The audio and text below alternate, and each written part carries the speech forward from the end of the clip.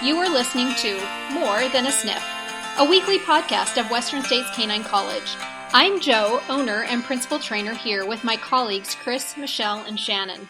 Today, we are going to talk about the value of commands and when to use commands, when we shouldn't be using commands, and also understanding commands, and a little bit into the Western States Canine College philosophy on commanding your dog. So I'm going to first start out with we shouldn't really get fixated on giving commands as much as we should be fixated on teaching behaviors based on our behaviors, and get out of the world that we have to live in a dictatorship with our dogs where everything that they do has to be a command.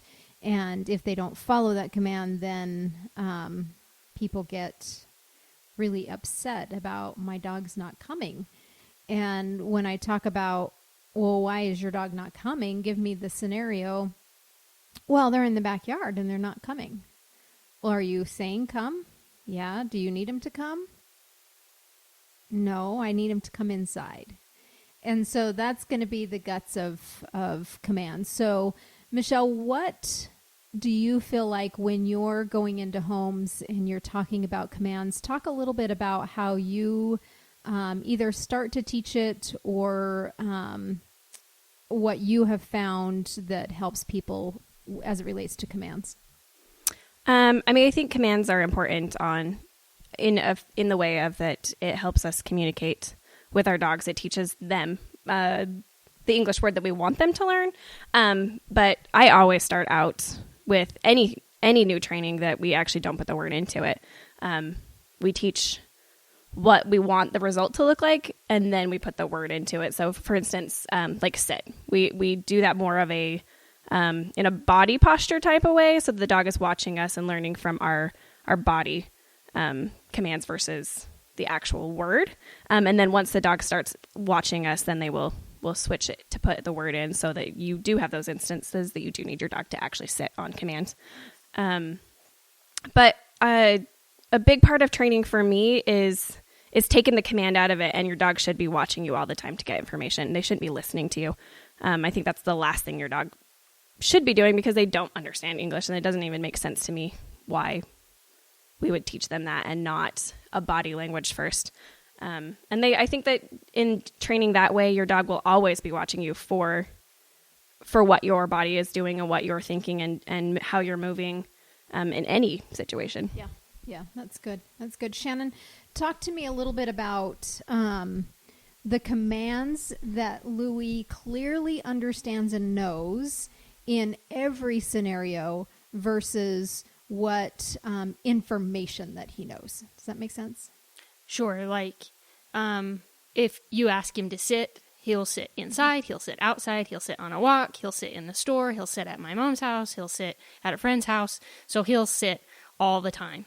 I hardly ever ask him to come, because if we're at home and I open the door, like he's outside, I open the door, he comes inside. So that's information. Yeah. So if I'm at a friend's house, if I'm at my parents' house, if I'm on a walk, he's just with me. I don't have to ask him to come because he's always with me and knows where I am. So I hardly ever ask him to do that. And I think that's a command that people in particular feel like they have an issue with. Yes. Because they'll take their dog out to their parents or on an adventure or to a friend's, and their dog goes away from them, la, la, la, all over everywhere. And that's annoying to them because they want their dog to be there. And that's when they ask them to come.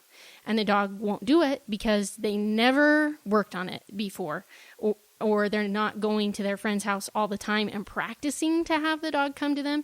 And that's when they start getting frustrated. Why won't my dog come when I ask him to? Well, you haven't taught them that when you're at your friends or when you go out or whatever, that the dog needs to come back to you. as opposed to just staying with you all the time, which is what I think your dog should do. Your dog should just stay with you all the time, and you shouldn't have to ask them to come. And so I think that's why people have an issue with that. They think that when the dog's away from them, they should ask them to come back. Right. And really the dog should just stay with you. Right. Yeah, that's good. Chris, in our household, actually is really good about not really giving commands. He's more informational. And so, Chris, tell me a little bit about just general communication within the pack and how you feel like you assimilate the dogs. I mean, they really kind of follow and hang with you all the time. I'm kind of laughing because just the other night, as we were finishing up dinner, the dogs have this routine, and this isn't necessarily, it's not command-based, but they have this routine where after we're done with dinner, Bora, our oldest, will go over to the cabinet because that's where we keep the treats, and that's a good place. So he gets all excited, and he goes over there, and most of the time I don't ignore him. I open the cabinet and give him a treat.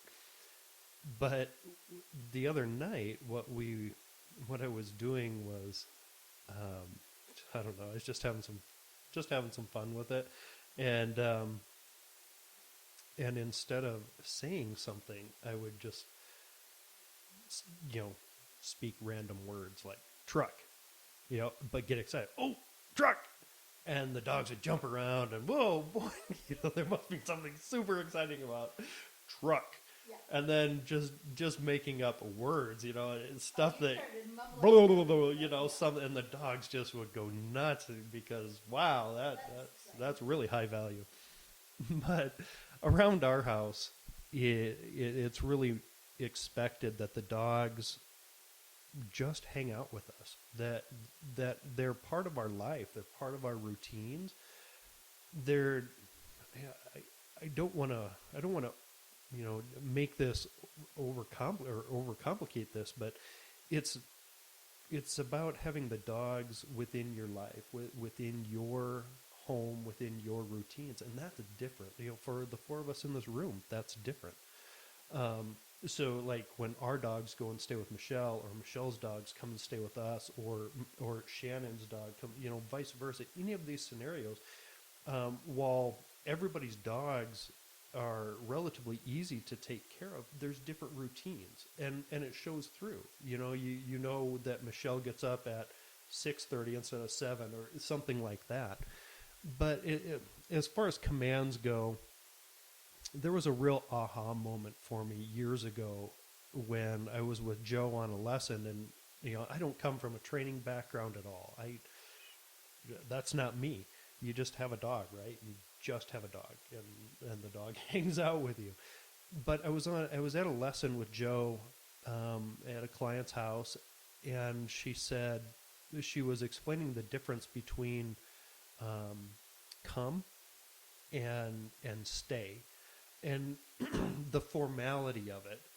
When you're recalling a dog versus like having your dog stay by your side or wait, where stay, for example, would be a very formal command. You put them in a stay and a sit stay, and they're going to sit in this spot for an indefinite period of time or until you release them.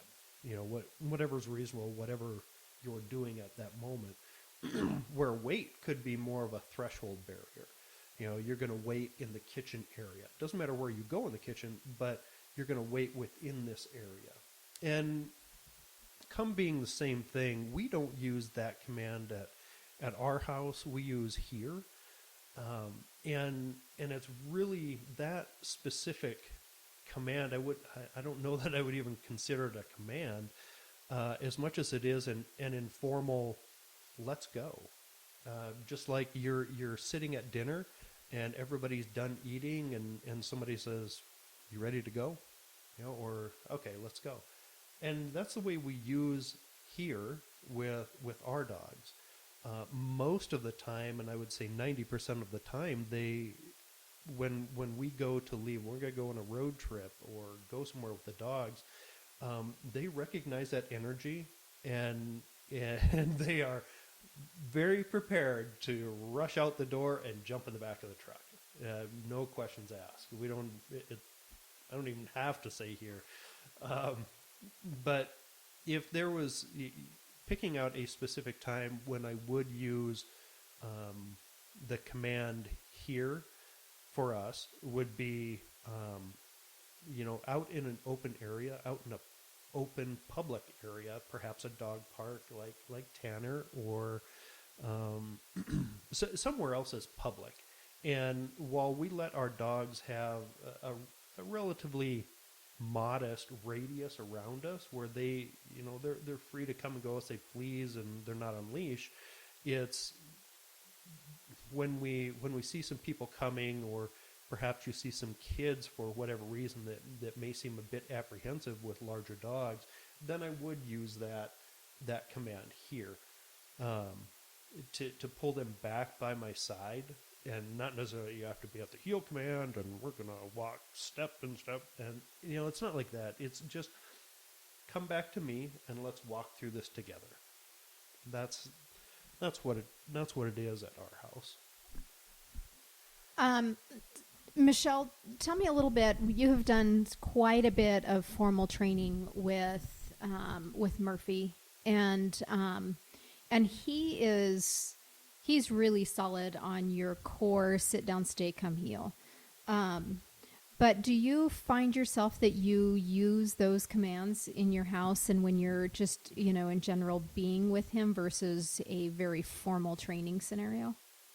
It's actually really interesting. The second you brought this up, this was the first thing that went through my head, was that I have a different relationship with commands than probably the average person does, because we do formal obedience work with Murphy. But that being said, in our today lives, absolutely not. We very, rarely use anything. It really is more body language. Like, they're not allowed in our kitchen. And if they come in the kitchen, it is not a command. It is, you're going to have my body coming at you pretty fast and you're not going to like it. Yep. Even with like stays and stuff like that, I put my body in their way. If they're charging the door, or, we do use those formal commands every day, probably with Murphy, but it really is when he's getting his food. And it's just like a reminder that, Right. And it's more even just like those are our small little snippet of training sessions. It's not our normal life. And as for the other two, we ask them to sit before we put food down. But I don't even know if we ever say the word, to be honest with you. Right. One of our dogs is deaf, so she wouldn't hear us even if we said it. So, but she still sits. So, it's very, very different, the relationship I have with the actual words, than I do in my day-to-day life, for sure. Do you feel like the value of teaching those formal commands has given Murphy more leeway overall because you know that his commands are solid? Give him more leeway? Absolutely not. He gets no room because he knows those things. I do have to say with Murphy, I think the best thing that came out of doing formal stuff is the bond we have together. It's not necessarily that he knows those things. It was the time we spent learning them.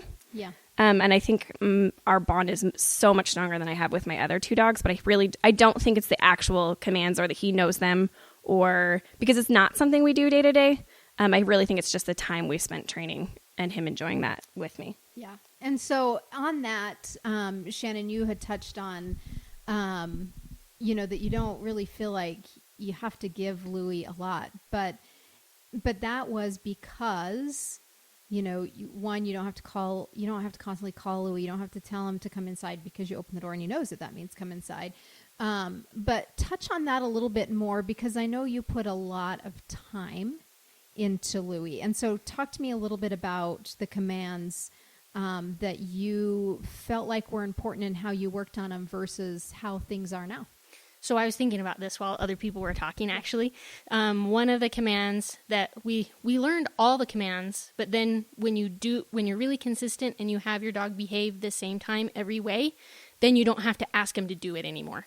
And that's the way it is with Louie. So for example, I didn't want him to be right at the door when people are coming in and out of my house. Yep. So my husband plays Dungeons and Dragons, and we always have all the D&D people come over on Saturday. And so people are constantly in and out of the house. And I didn't want them to feel nervous about like the dog charging them, because that can be scary to people, and also them to be worried about him like getting out of the house or any. I Right. don't want people that come to my house to worry about what my dog's going to do, basically. So we taught him stay, and to stay a certain distance away from the door. And so every time people would come in, and I would call my friends and say, I'm training my dog, will you just come over and knock on my door? You know, Right. just anytime anyone was going to come over, we had him stay, you know. Yeah. And then he learned, when people come, this is where I go, and I stay here, and once the door's closed, then I can go say hi to the people, you know. And so I taught him, you know, stay. We taught him come. I feel like games are a really good way to teach your dog things, Yeah. because it's really fun for the dog. So when he was a tiny baby, to teach him to come, I had a whole big circle of people sit in the yard, and we put him in the middle of the circle, and then people would call him, you know, Louis, come, and then he would go to the people all just randomly around the circle. Right. And so then he learned, you know, when he goes to that person that called him, then he would get love and attention and kisses and treats.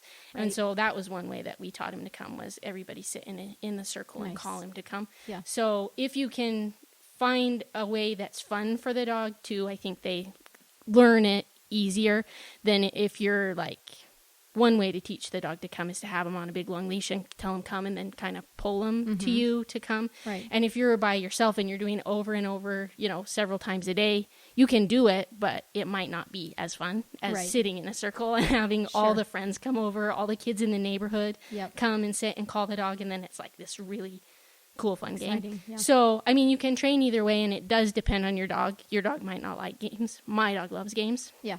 Yep. So it just depends. But yeah, all the basic, I would say, canine good citizen commands Uh-huh. we taught Louis Yeah. when he was really little, teeny dog. And so now he is just doing things voluntarily without being asked, Right. based on the routines. Right. Yeah. Yeah. Should a command versus behavior have different consequences to them? Michelle? Absolutely, I think so. I mean, I really feel like with commands, that's your baseline, and that's where you're going to start teaching dogs how to have different behaviors when you first get them, or when they're babies. Just like Shannon said, they did that stuff when they were younger, and it is going to be more fun. I mean, it is going to be more. I mean, you don't want to scare a dog away from ever doing a sit again if you overcorrect it. Yep. So it's going to be, there's definitely going to be a correction if they don't do it after they know it, but it's going to be a lot softer than a behavior. Like I said, my dogs are not allowed in my kitchen, and I come at them pretty scary. Yeah. But I would not do that if they didn't sit, because then they would be scared of me and sitting Correct. around me. Yep. So yes, I think there's a huge difference. Yeah, that's good. So Western States Canine College, we do a lot as far as our training style goes, teaching commands, but really how do you transfer those commands into everyday life, like Shannon has done with Louis, and so you're not so fixated on living in a dictatorship that your dog has to do everything that you say in a way that I don't dare do anything because I don't know what to do.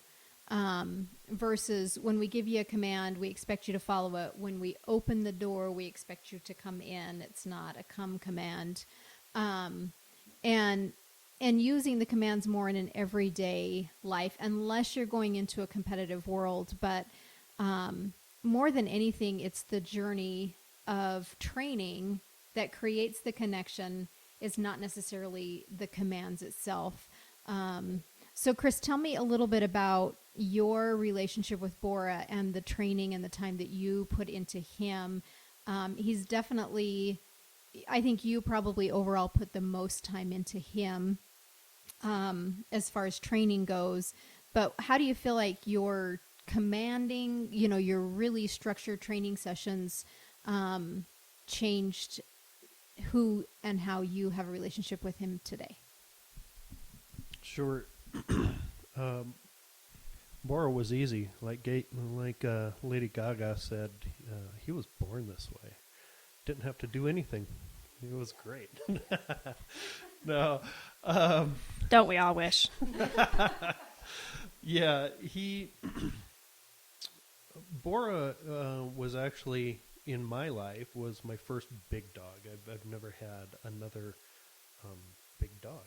And Bora was that. Knowing that, you can't take, you have to look at the whole picture, not just a dog, but getting a big dog that's a German Shepherd, getting a big dog that's a German Shepherd that comes with stigma, like somebody that goes out and for what it's worth goes out and adopts a pit bull, it comes with stigma, and so for us with Bora, it was.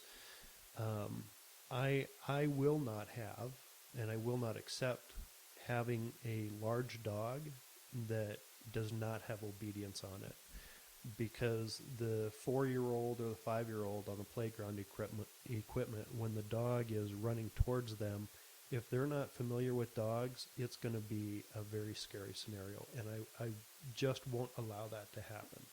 So that puts the onus on you as the owner, that you must follow through with training, depending on whatever your expectations are. So with Bora, it was starting out from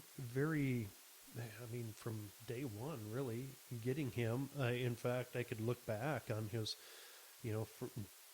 probably 3 or 4 month pictures, and he's chewing on a cell phone cord. Well, that came with a consequence, right? Where we don't allow that. And, and so it starts at, no, you don't do that. Getting mad at that, knock it off. And, there were other challenges as well. Like, we have a cat, and the cat is very acclimated with dogs and vice versa. But the dogs love the Tootsie Rolls in the cat box, and that comes with consequences. And we caught Bora down in the cat box a couple times, and the second time was the last time that he did it, and I got very, very angry. And the command of no is really reinforced, especially when you're saying it 60 times. No, no, no. But there's other than our consequences that come with saying no about getting into the cat box, there's other consequences to that as well, and there's health issues that come with dogs eating cat Tootsie Rolls. They can get into a scratching fever, which one of our dogs got into, and they start getting these hot spots, and once we realized it, then we obviously backed off and made sure that the cat box wasn't accessible, and then now she's better from getting into the cat box. But with Bora, he was constantly being trained. Looking back, and I don't look back on it and think that he was an easy dog to train. He was, for me, just personally, not training, not anything, just not professionally, but he was the first dog that I've ever put training time in, solid, specific training time. And now, years later, looking back, it's invaluable, absolutely invaluable. The training that you put into your dog when they're small pays off dividends as they're older. So, Chris, how do you feel like those training sessions that you put into him affected your relationship with him now? It deepened our relationship. There's a bond that's created when you're training, and that's what really developed through our training, even today. Even some of the little things that we do today. He's at the ready when you ask him to be. So when we talk about, there's 4 of us here that have, Chris doesn't ever claim to be a professional dog trainer, but he's surrounded with us, and Shannon has has had many challenges with dogs and being surrounded in dog training, and your life becomes dog training. And, you'll hear Michelle talk about, coming at your dog aggressively, and Chris getting very angry. Sometimes I think we forget that what we're saying is not maybe what you think is happening. And it's about being firm. And the anger is at items or space, not the dog. The dog gets to make the choice to get out of it and fix it. And so anytime we're talking about corrections, it's always in a way that the dog can fix it and fix it easy, and we don't hang in it. And it's just having those corrections being clear to the dog the way a dog sees it, not getting physical and angry at the dog. It's more about getting angry about the behavior that's happening.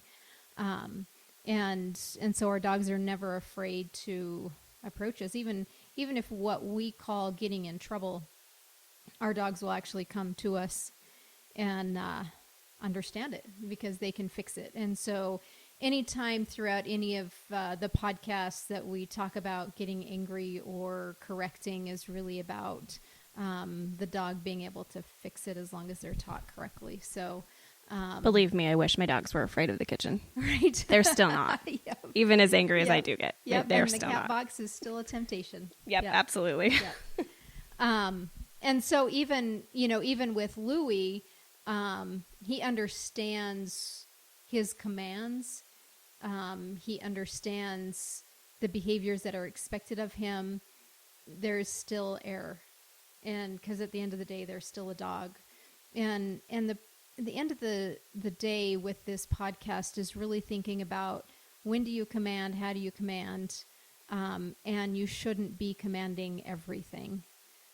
You teach and you expect the behaviors and you use the commands when they're needed, not because you have to. You should not have to call your dog to come inside. You shouldn't say come. That's not a come command. It's open the door. When you present yourself to the dog's environment, they should be here and ready for you. And that is training from the get-go at no matter what age you get your dog, training those commands. But come is come in a situation where the dog is safety or somebody else's safety is being jeopardized, but not to come inside. I mean, your dogs, why should they come inside? They're safe. Everything's fine. And if that's the case, you don't have a true connection with your dog. If you have to call your dog from the yard, I am a firm believer that you do not have connection, and you should probably put the leash back on. And create a connection. And that's really what the commands are about, is creating a relationship and creating a connection, not living in a dictatorship. Keep on training. Don't stop. And let us know if we can help you. Thank you for listening. If you want to know more about us and our services, please visit our website at www.wsk9co.com. And as always, we urge you to get out and train.